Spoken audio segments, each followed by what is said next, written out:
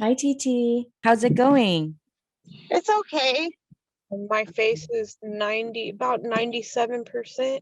Oh, that's such good news. I Okay. just can't move my eyebrow or my right nostril. Well, I'm really glad that that's coming back. Yeah. Me too. So, do you mind sharing a little bit about how it's been for you and Christian during the pandemic? It's been really hard, to be honest. I like to work, Yeah. and being home is not, for my mental state, is not good for me because that's pretty much why I was homeless for so long, is because I can't really look at the walls all the time, all Hmm. day, all night. So it's been really hard for me, but I believe I slept a whole year during this pandemic. Wow. But Christian, she has a PlayStation 4, Mm-hmm. and I buy her games to keep her occupied, her Mm-hmm. mind at least, to occupy her mind because she thinks a lot, and she just thinks and thinks and thinks until a seizure comes and she stresses herself out and she has an episode. Mm-hmm. So I try and just give her, you know, games that she can play, or we'll play Uno, or I played Uno yesterday. yeah, we did too. Yeah. I have been thinking about your mental health. I mean, everyone's mental health has been going through it this time, but Yeah. just knowing your history a little bit, yeah, I've just been thinking about that. Have you been able to keep in touch with folks who are still on the streets? I was homeless longer than the people I was close with. Yeah, Me personally, I've been homeless for 16 years straight.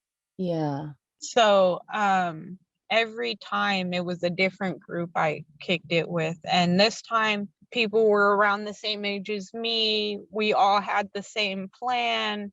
So, this time, I was like, since it didn't work all them other years, because all them other years of kicking it with people, they are still out there. But the new group that I kicked it with, that I brought out of the streets with me, they're housed.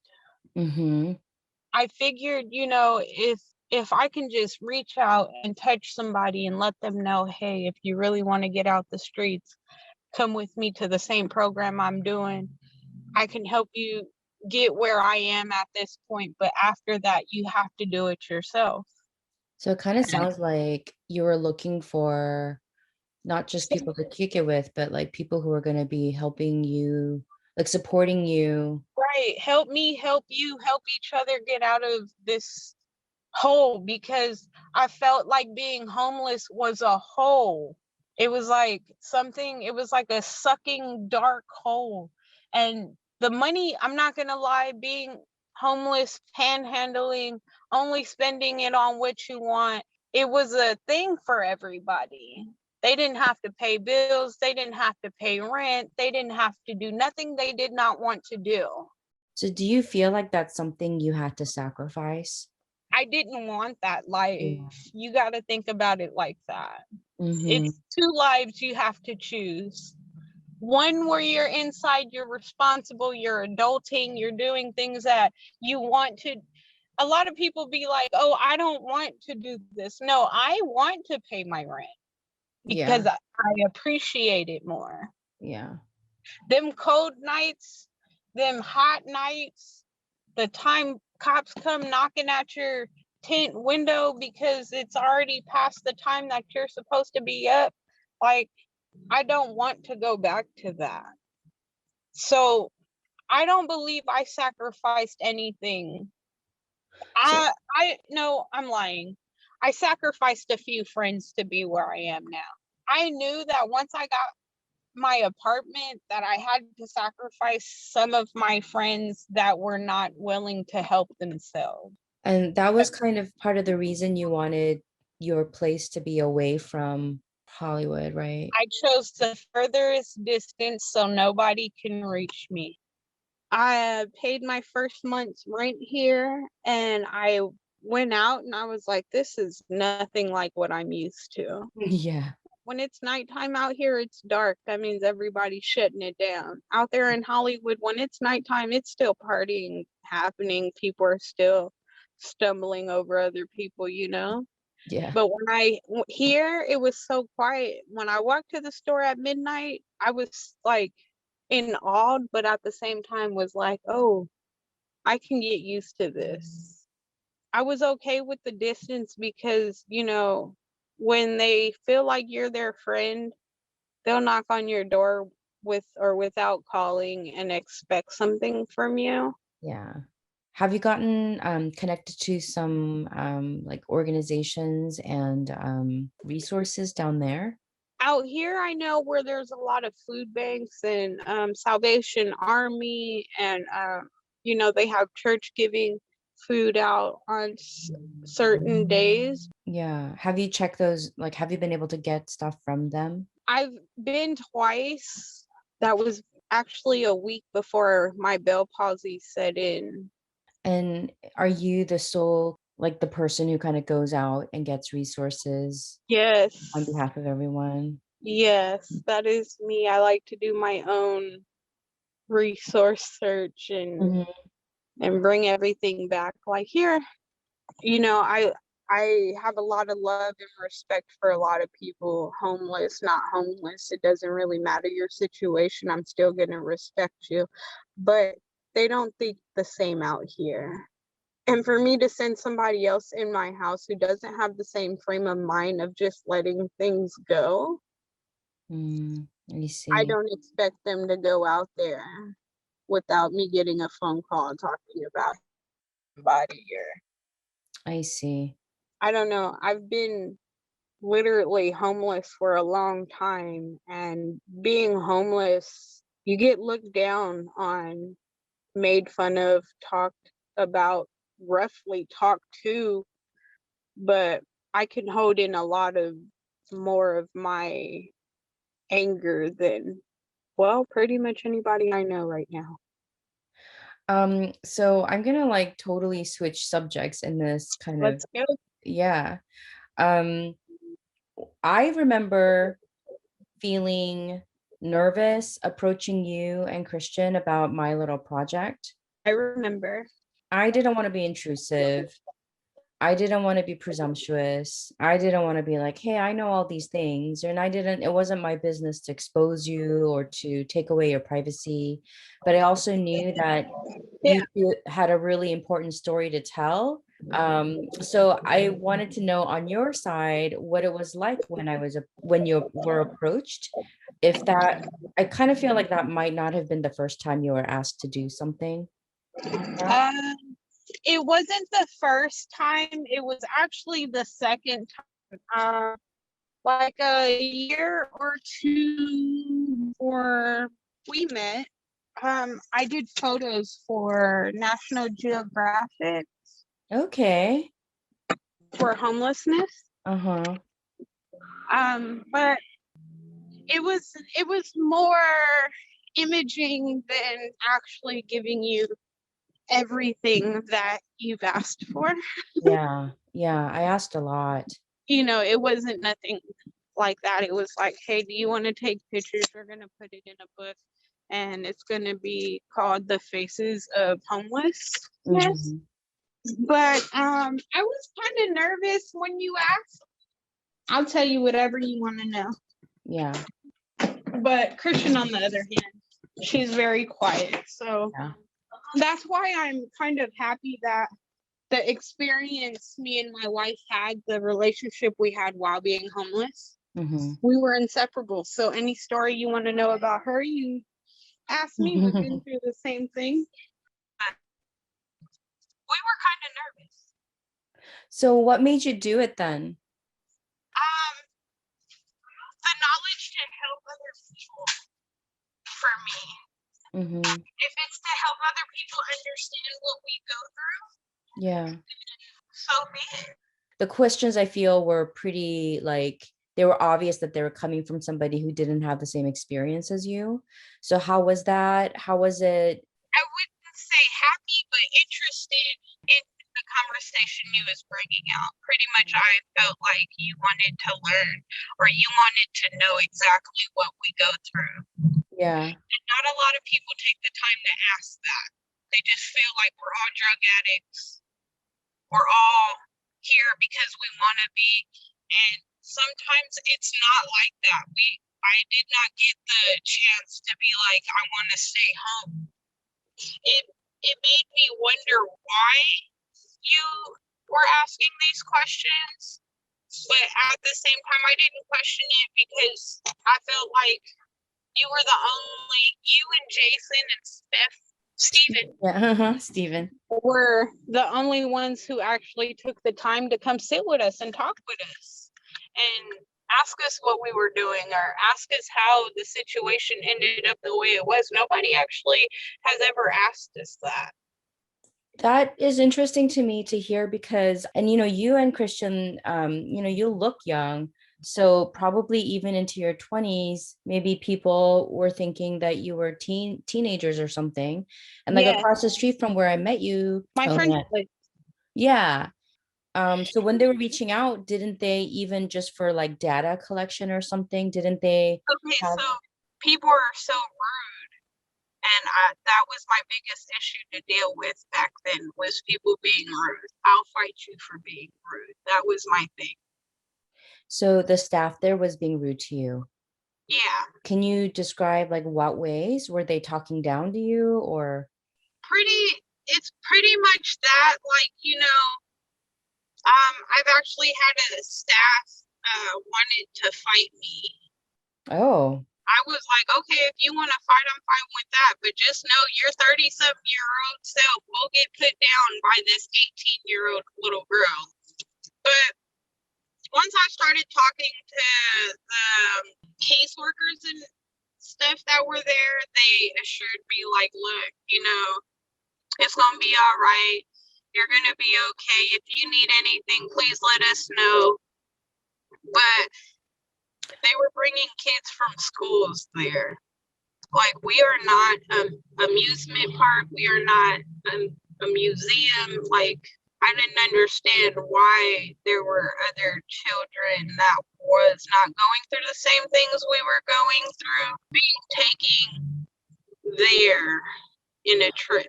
oh, I see. So they would bring people to kind of like, Show um, show them that, oh, look, we're helping, oh, all I these see. kids. I just didn't like how they were handling a lot of things. I see.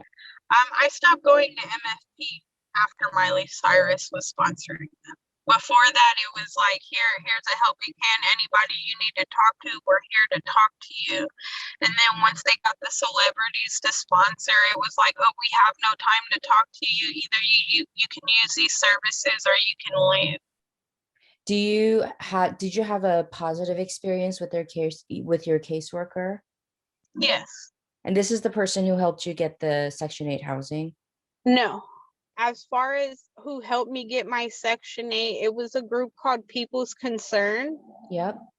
They were on Hollywood and Gower, and one of them came over to the group and they were like, are you guys all homeless? And we all said yes. And they were like, well, there's a homeless connection that's happening at Salvation Army right now. Mm-hmm. And at this homeless resource, every homeless resources that you may need. So if you needed your ID, DMV is there. If you needed GR help with getting on GR or food stamps, DPSS people were there. If you needed help with a letter stating that you've been homeless for so long, MFP was there because they already knew who's been homeless for so long, or anything to accomplish housing was at homeless connection place. Yeah. They gave me a caseworker, and he helped me get my Section 8. He helped me get the furniture for my apartment. We somewhat talk to this day. Mm-hmm. Email him or whatever, but he was a really good help. Is he the one that came to the art show, the opening? Yes. Okay, yeah. So speaking of that opening night, like how was that? You got so dressed up, you look so pretty. Oh, thank you. It was a great experience for me. I know I've you never, two were feeling nervous. yes, well, it's one thing to know our story, and it's another thing to know our story and look at us while you're listening to our story. Yes. It's kind of Yeah. weird. But after a while, when people came up to talk to us, Uh-huh.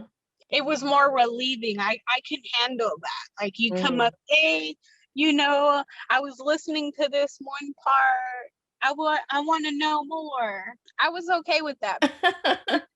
So what did your friends and family, even if they didn't come to check out the show, people might have known that, okay, we're driving around town with this girl. What did they think about that? Like I said, I'm an open book, so they already they knew our story. Yeah. And as far as family, they always knew our location. We made sure they always had our phone number. Hmm. It was like, they probably were like, oh, it's cool. You guys had a whole art exhibit. You guys had people there to come see y'all. They thought it was real cool and interesting.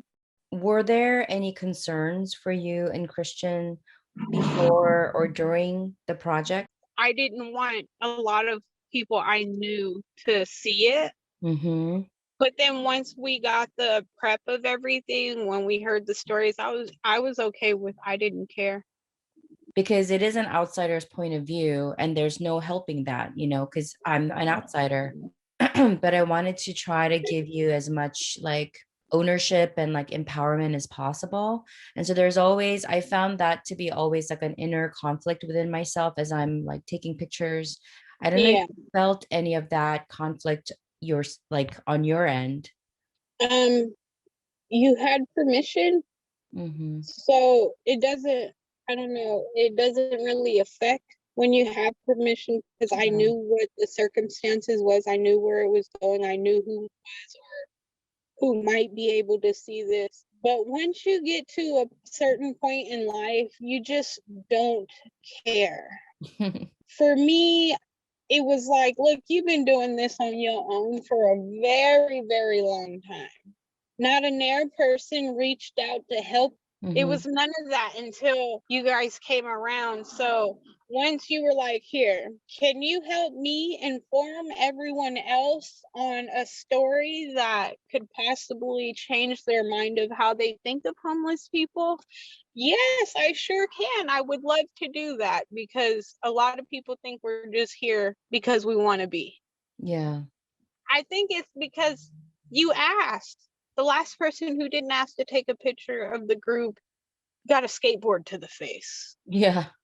I knew when you, Jason, and Stephen showed up, there's a certain type of vibes you get when you're homeless. Hmm. Oh, they're yuppies. No, they're not really here for us. They just want to be nosy. But when you guys came up, when Jace came up, I'm a very honest person. I'm gonna tell you what's on my mind. So I was like, "Hey, Jason, why do you keep bringing water to us and grapefruits and oranges?" He was like, "Cause you guys, might be thirsty. It's hot. A little snack." I was like, "Okay." And then that's when he brought Steven. Yeah. And then we made this food thing. He asked me a question. He was like, "What is something that I can do for y'all that you guys would appreciate?" And he said it, home cooked food. Yeah. And I was like, and I guarantee you, if you ask anybody over here, anybody is willing to help you cook that home cooked food. That's when we met you, Yeah. Helen. Yes, And I remember you and Christian marching in there, I and love cooking. I And know.